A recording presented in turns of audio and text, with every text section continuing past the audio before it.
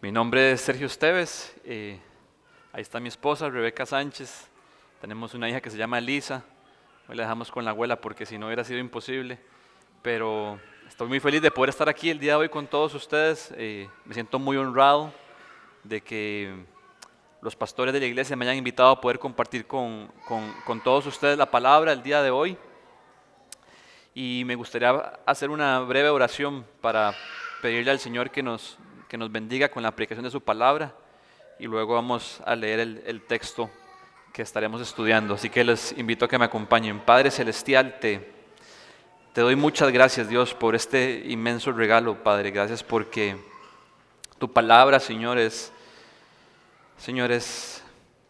el medio donde tú has decidido revelarte a nosotros, Señor, y qué mayor privilegio que poder conocer a un Dios santo, todopoderoso. Gracias por hacerte accesible a nosotros mediante tu Hijo y hacerte accesible a nosotros mediante tu palabra, Señor. Yo te pido, mi Dios, que por favor hoy me concedas de tu gracia y de tu favor para poder exponer tu palabra, Dios, con fidelidad, con gozo, con pasión. Te pido que me llenes de tu Espíritu Santo, Señor, para enseñarla con autoridad, pero también con amor. Te pido que me libres del error y te pido, Señor, que estas palabras sean para nuestra bendición. Oro por todos los que estamos aquí, Señor. Prepara nuestro corazón.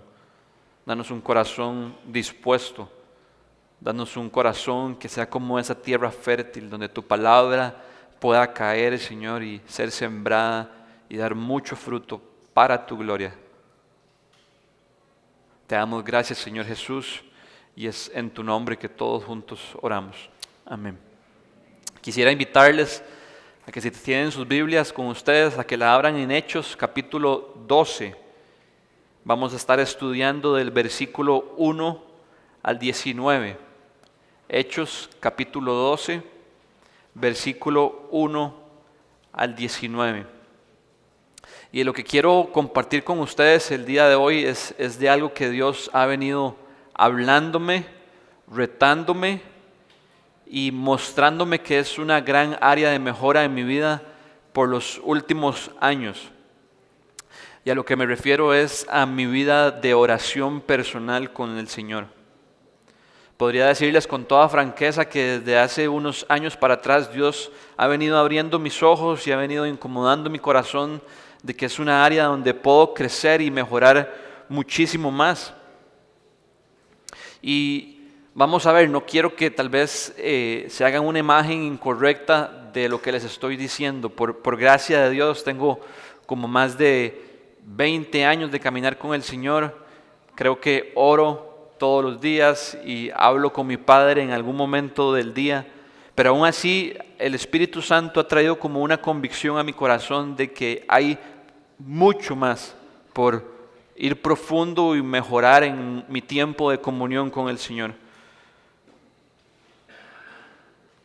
El hecho de que tengamos una vida de oración personal no excluye alguno de los siguientes escenarios.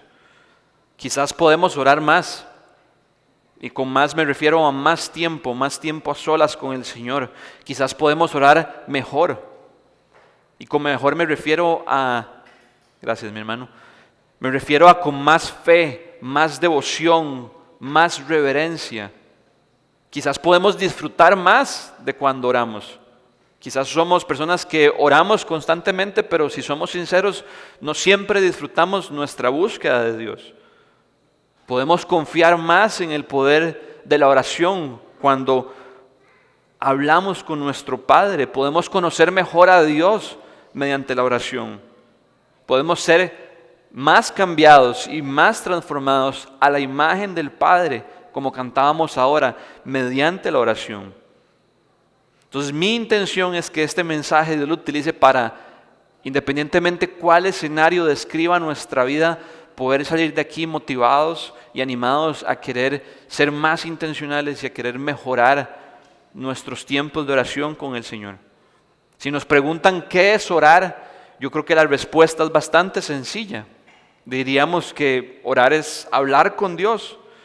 Y obviamente podríamos ponernos mucho más técnicos o mucho más académicos como quisiéramos serlo.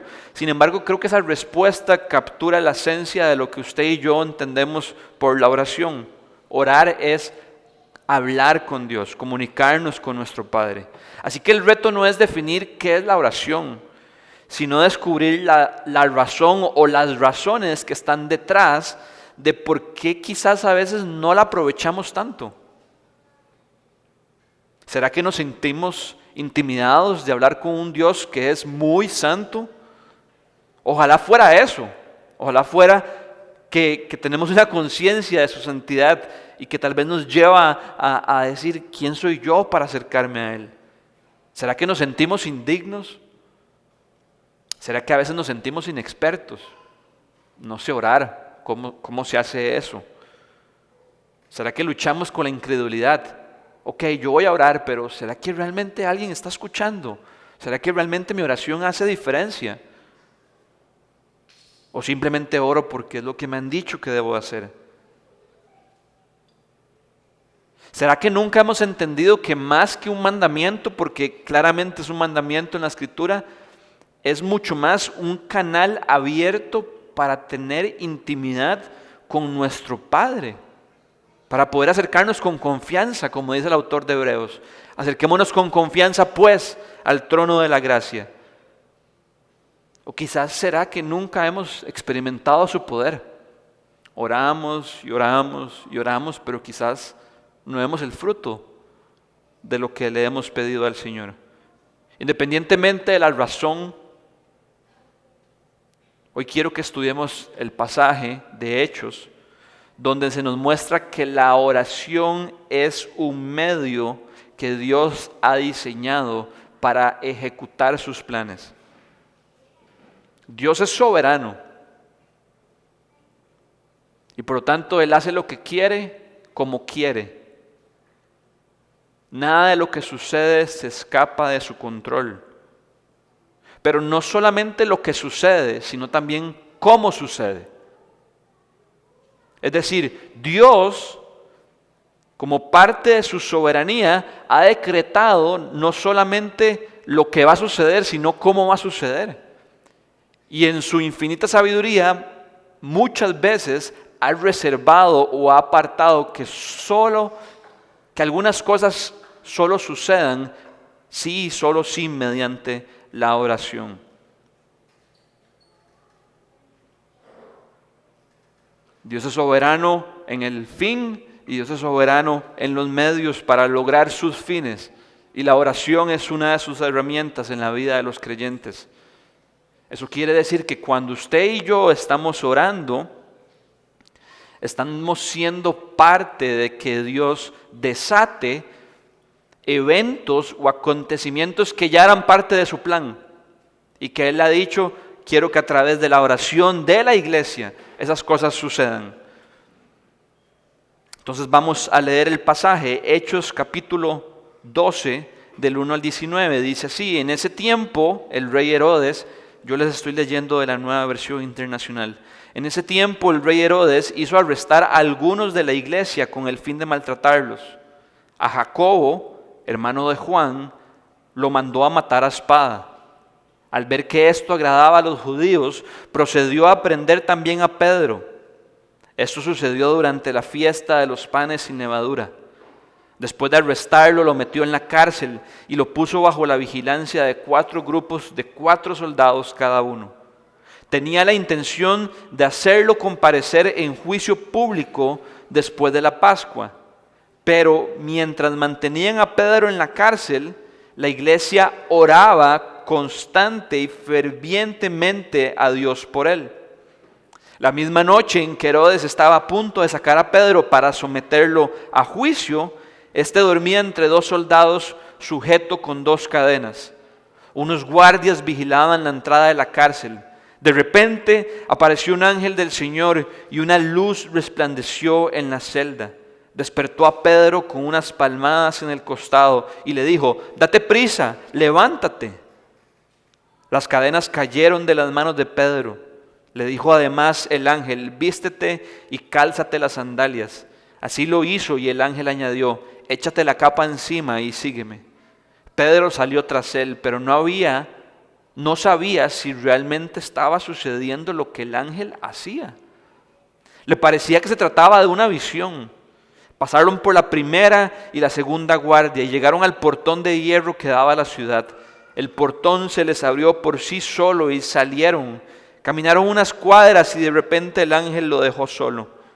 Entonces Pedro volvió en sí y se dijo: ahora estoy completamente seguro de que el Señor ha enviado a su ángel para librarme del poder de Herodes y de todo lo que el pueblo judío esperaba.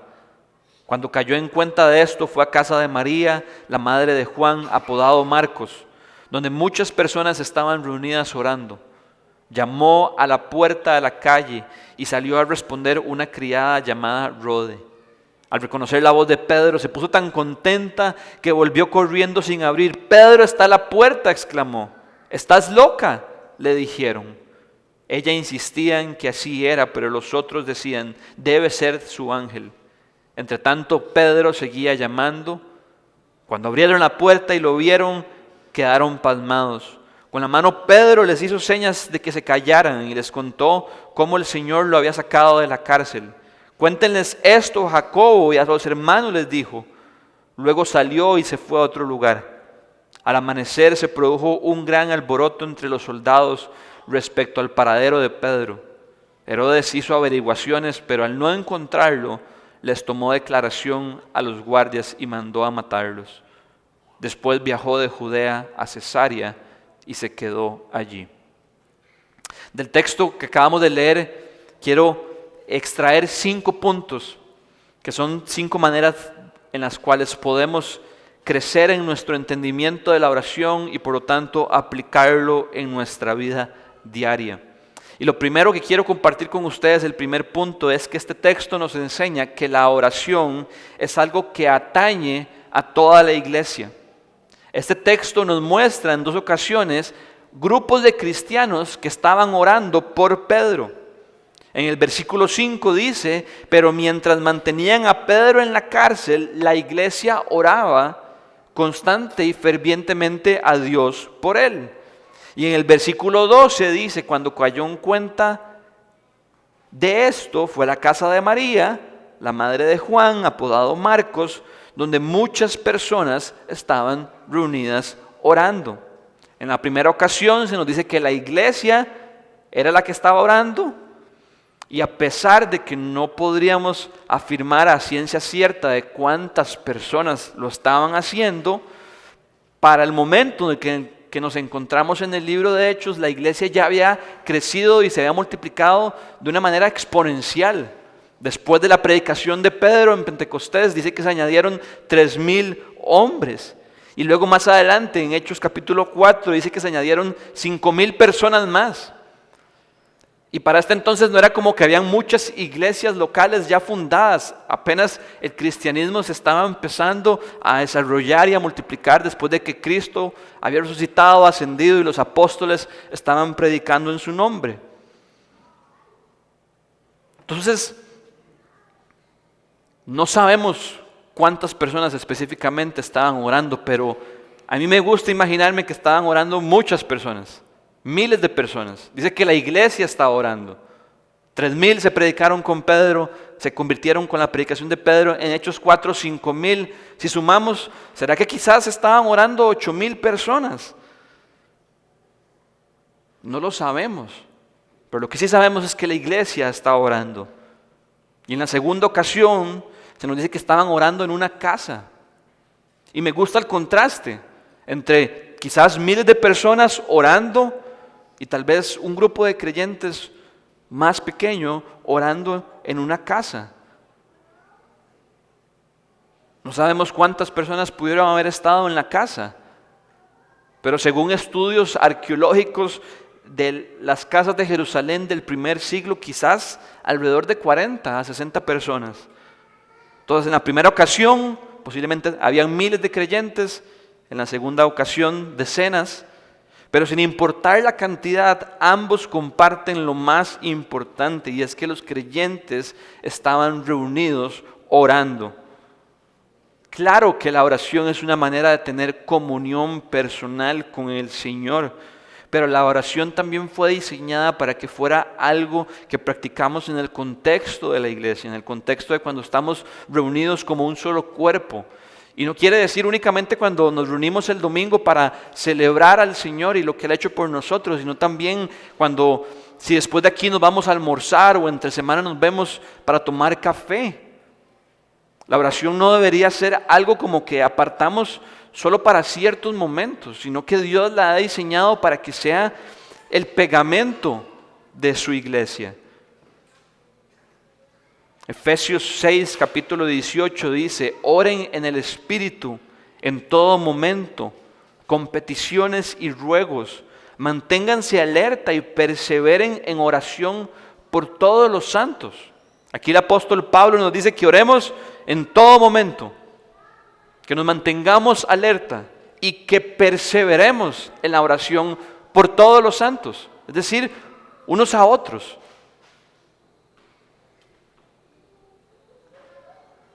Hay investigaciones que evidencian que detrás de todo gran avivamiento, y con avivamiento no me refiero exclusivamente a cosas milagrosas, sino conversiones, santidad, devoción a Dios, arrepentimiento, que los ojos sean abiertos hacia el Evangelio. Hay investigaciones que evidencian que detrás de todo gran avivamiento ha habido un movimiento especial de oración detrás. Hace un tiempo atrás tuvimos en nuestra iglesia un campamento que hacemos solo para los hombres. Es como un ícono de nuestra iglesia. Siempre lo repetimos y es lo mismo, no cambiamos nada, porque hemos visto que Dios trae mucho fruto a través de cada uno de los espacios que tenemos a lo largo del fin de semana. Y algo que sucede en el campamento es que en una de las noches, es como un poco como cavernícola, en una de las noches todos los hombres hacen como una fila, hacen como un túnel, y entonces cada hombre tiene que pasar por dentro del túnel. Y mientras va pasando, va caminando lento y los hombres que están a los lados le van poniendo las manos y van orando por él. Orando lo que Dios ponga en su corazón, algún versículo de la palabra, alguna promesa. Y entonces hay gente que se manda riquísimo porque le encanta orar y está acostumbrado a orar, pero quizás hay hombres que todavía no saben orar o nunca lo han hecho o están apenas dando sus primeros pasos. Y me acuerdo que después del último campamento se me acercó uno de los hombres y me dijo: Sergio, yo nunca había orado tanto en toda mi vida, pero estoy muy feliz.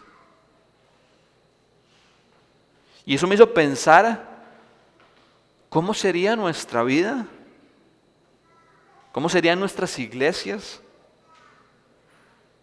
La manera en la que se verían impactadas positivamente si pasáramos más tiempo orando unos por otros. Es cuestión de que los hombres pasaran por ese túnel para ver lo que Dios hacía en sus vidas, mediante que otros hermanos oraran por ellos.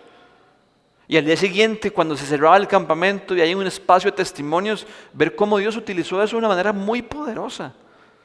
Entonces el primer punto que nos enseña el texto de hoy es que Dios ha diseñado la oración para que suceda en el contexto de la iglesia. Y lo ha diseñado para bendecir nuestra vida, bendecir nuestras comunidades. El punto número 2 es que la oración es un grito de auxilio. El texto nos hace saber que el rey Herodes había arrestado, dice el versículo 1, en ese tiempo el rey Herodes hizo arrestar a algunos de la iglesia con el fin de maltratarlos. Y a Jacobo, el hermano de Juan, hijo de Zebedeo, lo mandó a matar con espada. Es decir, aquí en Hechos 2 estamos encontrando la muerte del primer apóstol, la muerte del primer de los 12 discípulos de Cristo.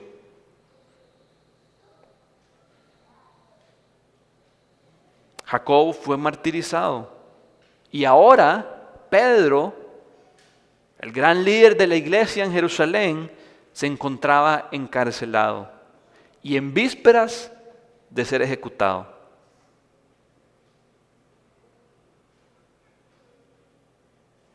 Y ante esto, ¿cómo responde la iglesia? Dice el versículo 5, pero mientras mantenían a Pedro en la cárcel, la iglesia oraba constante y fervientemente a Dios por él. Me gusta como lo dice la Reina Valera del 60, dice, la iglesia hacía sin cesar oración a Dios por él. Yo no sé ustedes, pero yo necesito aprender a orar de esta manera. En el griego, el idioma original en el que fue escrito el Nuevo Testamento, esa frase, cuando dice que la iglesia oraba constante y fervientemente a Dios, es una sola palabra, la cual expresa las ideas de algo completamente estirado en su potencial completo y enérgicamente. Y yo no sé ustedes, pero a mí entender el significado de la palabra completamente estirado, como que me abre los ojos de lo que Dios ha diseñado que sea la oración. Es como un grito de auxilio, como Señor, te necesito con toda mi energía, con todo mi potencial. Aquí estoy clamando, aquí estoy rogando con fervor. Y yo me pregunto, ¿oro así yo? Y quiero preguntarles, ¿oran así ustedes? Cuando la iglesia se encontraba perseguida, lejos de atemorizarse, respondieron en oración, clamando a Dios, completamente estirados, con un grito de auxilio.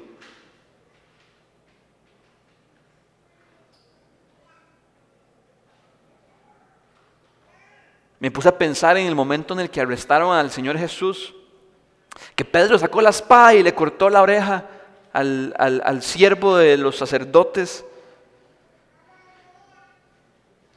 Pero en este caso la iglesia no reaccionó así. La iglesia no contraatacó con espada. Mataron a Jacobo con espada, pero ellos respondieron en oración al Señor. Porque entendían que la oración era su arma más poderosa. Y yo me pregunto, ¿cómo reaccionamos nosotros cuando nos sentimos atacados, cuando nos sentimos perseguidos, cuando nuestra fe es probada? ¿A quién acudimos y cómo acudimos? El pueblo de Dios siempre ha sido un pueblo que clama, que invoca el nombre de su Dios como medio de salvación. Así ha sido desde el principio.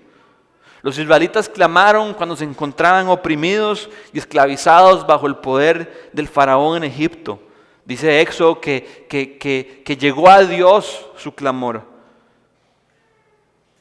De igual manera, en el libro de los Jueces, un libro que nos habla como de la decadencia de Israel cuando no había un rey sobre ellos, dice que cada uno hacía lo que le parecía, eran oprimidos, eran esclavizados, pero cuando llegaban al fin de ellos mismos, clamaban a Dios y Dios levantaba un juez que los rescatara, que los redimiera.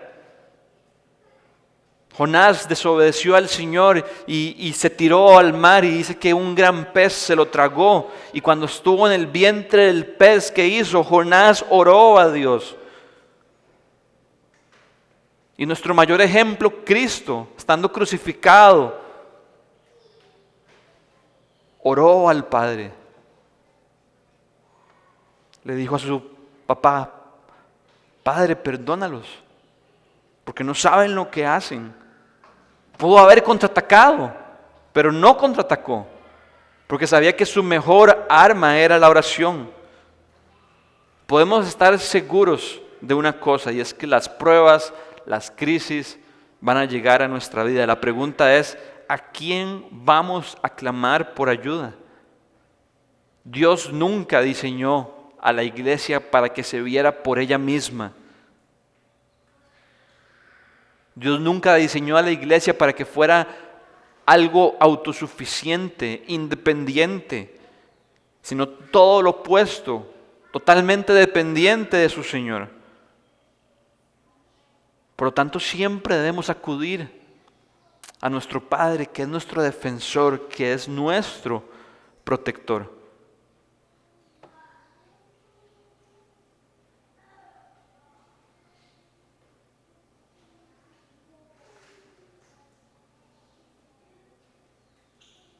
Punto número 3 es que la oración refleja manifestaciones del poder de Dios. Lucas, que es quien escribe el libro de los Hechos, se encargó de ser sumamente detallado, no sé si lo notaron, en el relato de este acontecimiento. Primero nos dice que Pedro estaba en la cárcel bajo la vigilancia de 4 grupos de 4 soldados cada uno. Es decir, habían 16 soldados vigilando a Pedro, custodiándolo. Luego nos dice que la misma noche en que Herodes estaba a punto de sacar a Pedro para someterlo a juicio, Pedro estaba durmiendo entre 2 soldados y estaba sujetado con 2 cadenas. Y también nos hace saber que unos guardias estaban vigilando la entrada de la cárcel. O sea, era como misión imposible sacar a Pedro de ahí. Eso es lo que yo creo que Lucas quería poner en nuestra mente. Pedro estaba custodiado por arriba, por abajo, por la izquierda, por la derecha, soldados por todo lado, cadenas sujetándolo, soldados afuera. Sin embargo, nada de eso impidió que un ángel del Señor se apareciera dentro de la celda y se encargara de quitarle las cadenas y sacarlo de la cárcel, burlándose a todos los guardias. Dice el texto que Pedro ni siquiera sabía si lo que estaba pasando era cierto. Pongámonos en los pies de Pedro. Se caen las cadenas. Qué raro, pero hay unos guardias aquí, ¿por qué no se han dado cuenta? Luego le dice el ángel, échese la capa encima. Y seguro Pedro decía, pero ¿qué? Si me echo la capa me vuelvo invisible. Y seguro sí, no sabemos, pero camine. Y se van abriendo las puertas, hasta que llega a la puerta de hierro que daba a la ciudad. Sale, camina unas cuadras y de un pronto a otro se encuentra solo. Ya no está el ángel con él. Y dice que hasta ese momento se dio cuenta que lo que había pasado era realmente cierto. Dice el versículo 11, entonces Pedro volvió en sí y se dijo, ahora estoy completamente seguro de que el Señor ha enviado a su ángel para librarme del poder de Herodes y de todo lo que el pueblo judío esperaba. ¿Qué esperaba? El mismo destino que ya tuvo Jacobo.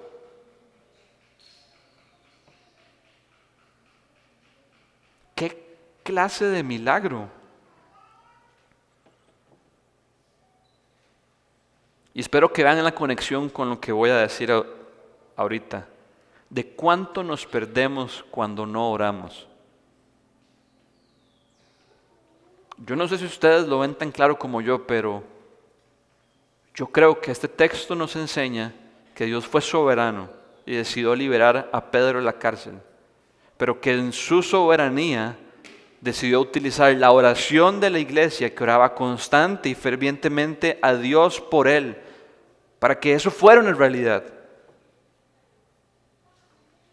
La oración es un mecanismo para experimentar el poder de nuestro Dios. Y no me refiero como una palanca donde yo como que fuerzo a Dios a hacer mi voluntad. No estoy diciendo eso. Más bien es todo lo contrario. Es donde yo alineo mi corazón y alineo mi vida a la voluntad de Dios. Y Dios en su soberanía decide hacer lo que Él quiera hacer.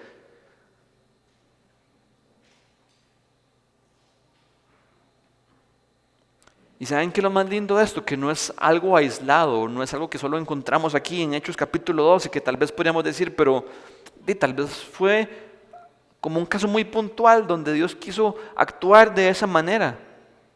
Si leemos las Escrituras, nos damos cuenta que este es el patrón. Y si nos enfocamos únicamente en el libro de los Hechos, nos damos cuenta que es el mismo patrón.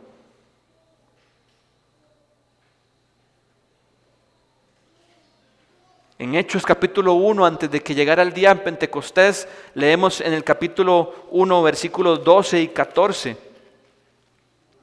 Entonces regresaron a Jerusalén desde el monte llamado Los Olivos, situado aproximadamente a 1 kilómetro de la ciudad. Cuando llegaron, subieron al lugar donde se alojaban. Estaban allí Pedro, Juan, Jacobo, Andrés, todos los discípulos. Y el versículo 14 dice, todos en un mismo espíritu se dedicaban a la oración, junto con las mujeres y con los hermanos de Jesús y su madre María. ¿Y qué pasó luego? El día de Pentecostés.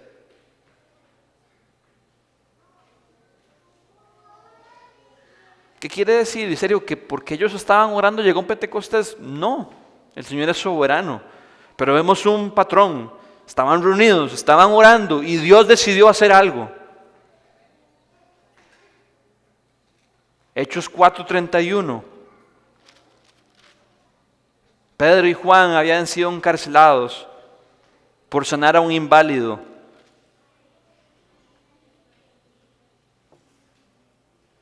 Y dice el versículo 31, después de haber orado, tembló el lugar en que estaban reunidos. Y todos fueron llenos del Espíritu Santo y proclamaban la palabra de Dios sin temor alguno. Estaban en la cárcel, empezaron a orar y el lugar tembló.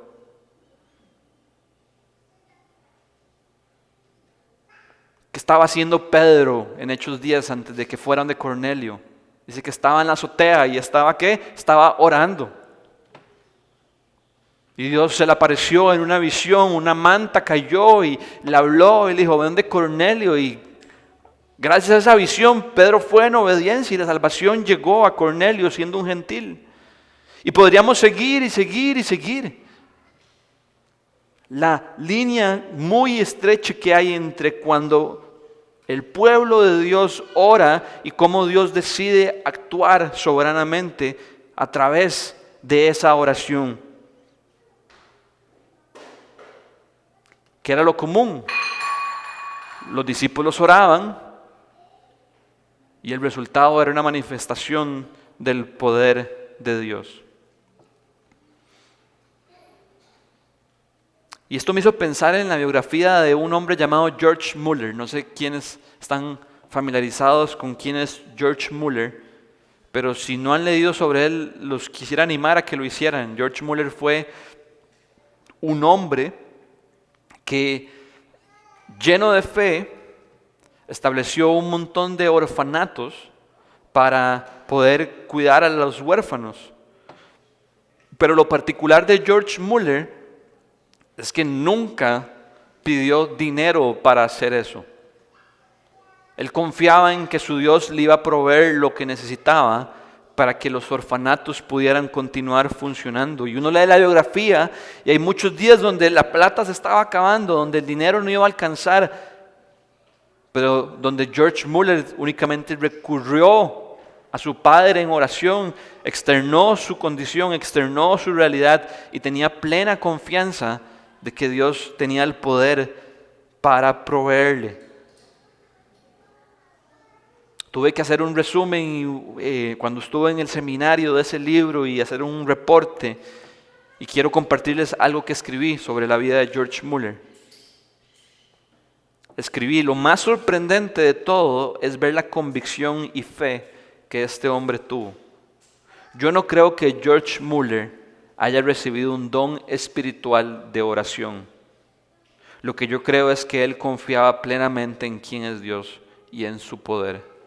Para mí la vida de George Mueller es una de las mejores ejemplificaciones de que vivimos por fe y no por vista. Después de leer este libro, terminé totalmente motivado a querer ser un hombre de oración, que persiste y persevera hasta recibir lo que ha pedido para la gloria de Dios. Y les comparto esto porque muchas veces, mientras yo leía la biografía, yo decía, no, es que él tiene que tener algo especial con Dios. No puede ser tan impresionante que ore y la plata llegue y se vuelve a gastar y ora y la plata vuelve a llegar, como no me hacía sentido. Pero mientras escribía el reporte, como que Dios empezó a incomodar mi corazón y Y me hizo ver que no, que eso estaba disponible para todos los que somos sus hijos. No es que George Muller era alguien muy especial y diferente a mí. Lo que se tenía diferente a mí es que seguramente tenía una gran fe de quién era su Dios y del poder que su Dios tenía para hacer lo que Él en su soberanía quería hacer. Pero Él persistía y perseveraba. Y creo que este es el patrón del Nuevo Testamento. Jesús en Lucas 18 le dijo a sus discípulos: les cuento esta parábola para que oren sin desanimarse. Y la parábola que les da es de una viuda que está insistiendo a un juez que no quería hacerle justicia. Y al final, por su insistencia, el juez hace lo que tenía que hacer. Simplemente para motivarnos a no cansarnos de orar. La viuda debería representarnos a nosotros siendo insistentes. Mas el juez no representa al Padre. Porque nuestro Padre no es un juez injusto, como que hay que rogarle para que haga lo que Él quiere hacer. Pero si el juez injusto decidió responder ante el clamor de una viuda incesante, ¿cuánto más nuestro Padre, que sí es justo? Entonces yo me pregunto: Sergio, ¿persiste usted y persevera en oración hasta que Dios haga lo que Él quiera hacer para su gloria? Hasta que Él evidencie y manifieste su poder. Y les pregunto a ustedes lo mismo.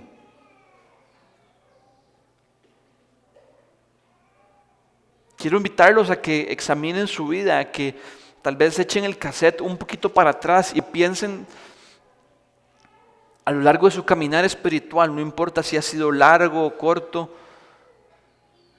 Estoy seguro que quizás sus tiempos más dulces con el Señor, sus tiempos donde usted más lo disfruta, donde más ha visto su mano, donde usted más lleno está del Espíritu, donde el fruto del Espíritu más está evidenciado en su vida, donde el pecado menos lo domina, donde usted está más libre para proclamar el Evangelio, donde usted está más capacitado para amar a su esposa.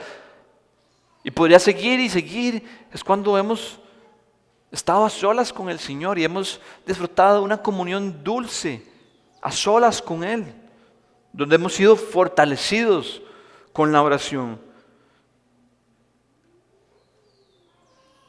¿No debería esto llevarnos a decir: ahí es donde quiero pasar mi tiempo? Ahí es donde tengo que invertir mis horas.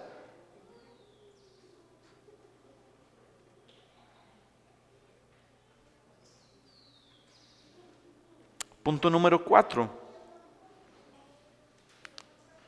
Los resultados de la oración ocurren en los tiempos perfectos de Dios.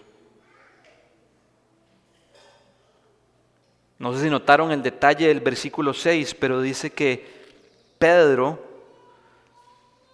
fue liberado la misma noche en que Herodes estaba a punto de sacarlo para someterlo a juicio. La misma noche en que Herodes estaba a punto de sacar a Pedro para someterlo a juicio, fue cuando el ángel apareció. Más arriba leemos que todo esto sucedió, el encarcelamiento de Pedro, durante la fiesta de los panes sin levadura. Y Herodes estaba esperando a que pasara la Pascua para hacer lo que quería hacer. La Pascua y la fiesta de los panes de levadura eran quizás el acontecimiento más importante del pueblo de Israel. La Pascua era quien daba inicio a este festejo y luego la fiesta de los panes sin levadura se extendía por una semana. Entonces, no sabemos exactamente en qué momento exacto de la semana Herodes encarceló a Pedro, pero sí sabemos que se estaba esperando a que acabara la fiesta para hacer lo que quería hacer con Pedro. Y dice que mientras tanto la iglesia estaba orando.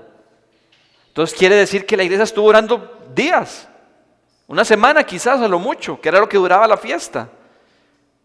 Y dice que el día donde estaba a punto de someterlo a juicio, es decir, quizás ya era el último día de la fiesta de los panes sin levadura, ese día apareció el ángel del Señor.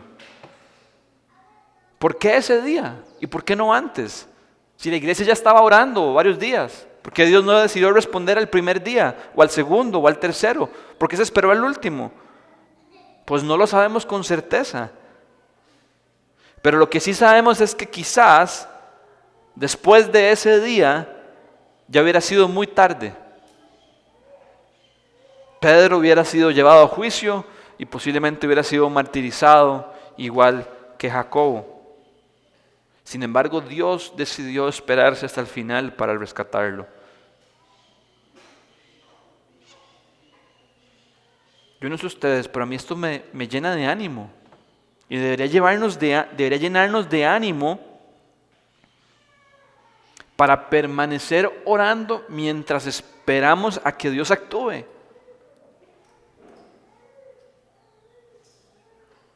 A veces es muy fácil perder la esperanza y darnos por vencidos, pero es donde tenemos que recordar que los tiempos de nuestro Señor son perfectos y que Él nunca responde tarde. Si su respuesta parece que no ha llegado o es diferente a la esperada, no pensemos que es que Él no nos ha contestado. Más bien cobremos fe de que sus caminos son mejores que los nuestros.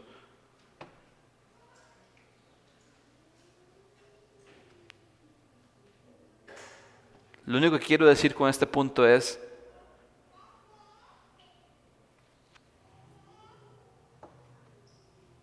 muchas veces, tal vez yo he dicho, ya no voy a orar por eso, ya. He orado demasiados años por eso. Asumo que no soy el único que ha orado años por algo que hay en mi corazón.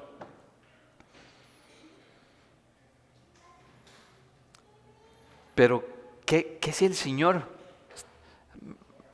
está a punto de actuar, a punto de hacer su voluntad? ¿Qué estás diciendo, Sergio? Que si tenía que orar 300 días y oré 299, el Señor ya no lo va a hacer. No estoy diciendo eso. Pero lo que estoy diciendo es qué lindo que el Señor nos encuentre orando fervientemente, llenos de fe, no derrotados por la duda, no derrotados por la incredulidad, sino intercediendo, perseverando, completamente estirados.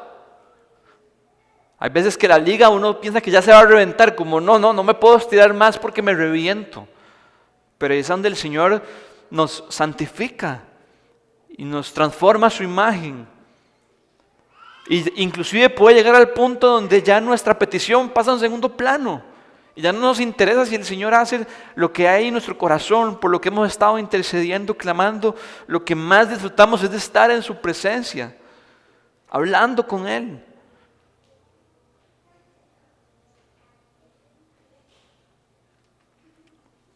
Y el quinto y último punto es que la oración espera una respuesta.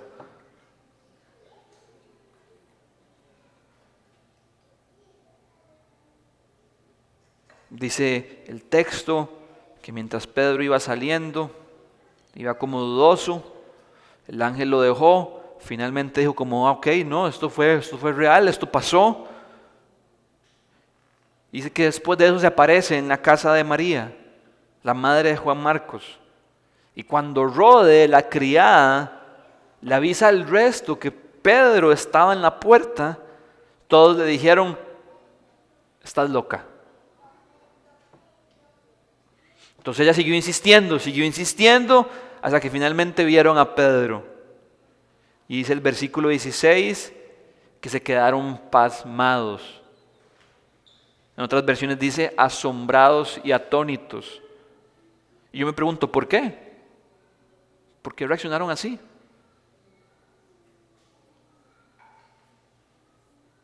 El texto no nos dice por qué estaban orando ellos.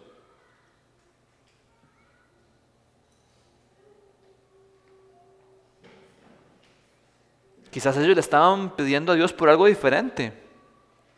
Solo hay dos posibilidades. O le estaban pidiendo por la liberación de Pedro y cuando vieron su respuesta no pudieron creerlo, estaban llenos de incredulidad. O sea, ¿será que a veces oramos por algo que si Dios hiciera no pudiéramos creer que lo hizo? Dudamos de que tiene el poder para hacerlo. Esa es una opción. La otra opción es que quizás estaban orando por algo diferente. ¿Cómo algo diferente? Sí, tal vez no estaban orando para que lo liberara de la cárcel, pero tal vez estaban orando para que cuando lo juzgaran y lo sometieran a juicio, la sentencia fuera positiva. O para que fuera castigado, pero no terminara muerto. No sabemos por qué estaban orando con esa actitud. Pero lo que sí sabemos es que Dios decidió sorprenderlos con algo diferente y mucho más grande de lo que estaba en su mente, de lo que ellos podían concebir. Y esto es lo que nos habla Pablo en el capítulo 3 de Efesios. Dice, el que puede hacer muchísimo más que todo lo que podamos imaginarnos o pedir por el poder que obra eficazmente en nosotros. A Él sea la gloria en la iglesia y en Cristo Jesús por todas las generaciones, por los siglos de los siglos. Amén. Y yo me pregunto, ¿será que yo oro teniendo Efesios 3 en mente? ¿Será que yo sé que estoy pidiendo, que estoy hablando, que estoy intercediendo con aquel que puede hacer muchísimo más de todo lo que puedo imaginarme o pedir?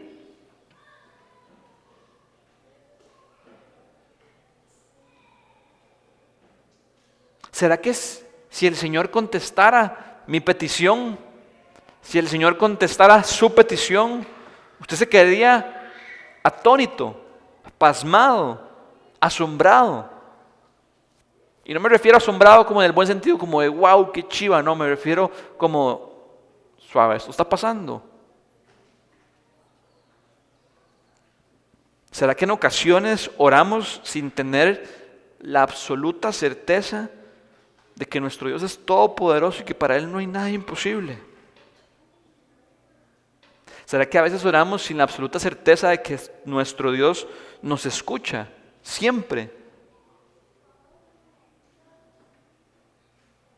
La semana pasada me reuní con unos misioneros que vinieron de España a Costa Rica.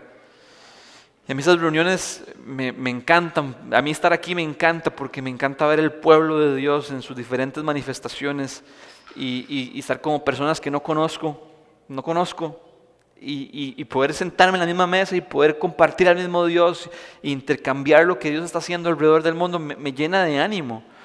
Y era un señor con su hijo, y el señor ya un gringo retirado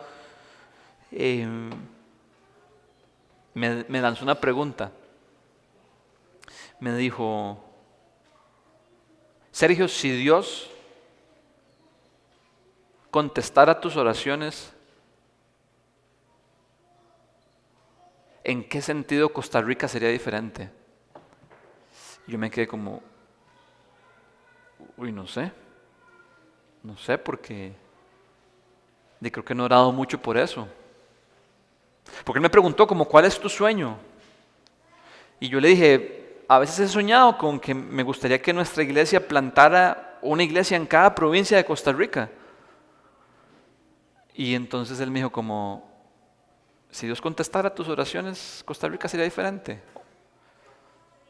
Y me sentí como confrontado.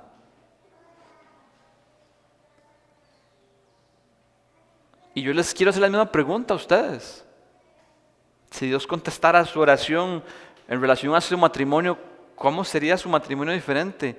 Si Dios contestara su oración respecto a su trabajo, ¿cómo sería su vida en el trabajo diferente? Si Dios contestara su oración respecto a su familia, ¿cómo su familia sería diferente?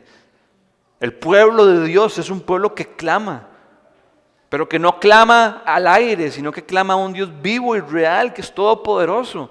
Nuestra oración tiene que esperar una respuesta de vuelta. Si no, ¿para qué?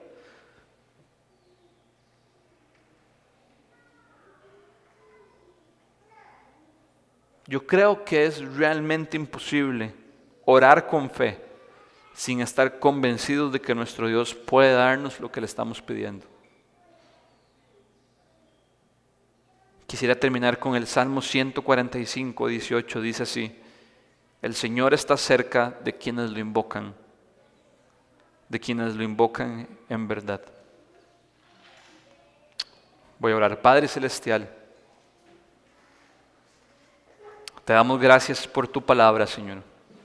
Gracias por cómo nos has hablado a través de ella. Recuérdanos, mi Dios, que tú eres el mismo Señor que vemos en el texto de hoy. Un Dios todopoderoso que se place en escuchar a su iglesia reunida orando. Ayúdanos a ser, Señor, como esa iglesia que oraba constante y fervientemente. Ayúdanos a orar, Señor, esperando una respuesta. Ayúdanos a orar sabiendo que tú puedes hacer mucho más de lo que nos imaginamos. Ayúdanos a orar, Padre, cuando parece que te estás tardando, Señor. A orar sin desanimarnos, confiando en tus promesas, confiando en que tú estás cerca de los que te invocan de verdad. Ayúdanos a crecer en nuestra vida de oración, Señor. Ya sea más tiempo, más devoción, más fe.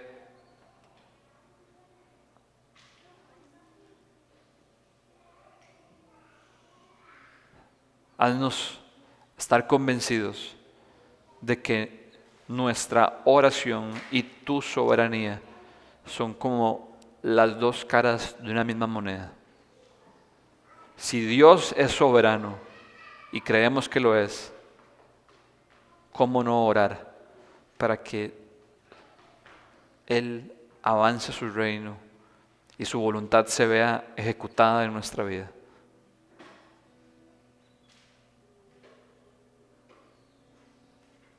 Señor, la parábola de Lucas 18 terminaba diciendo: ¿acaso encontrará fe cuando vuelva el Hijo de Dios aquí en la tierra?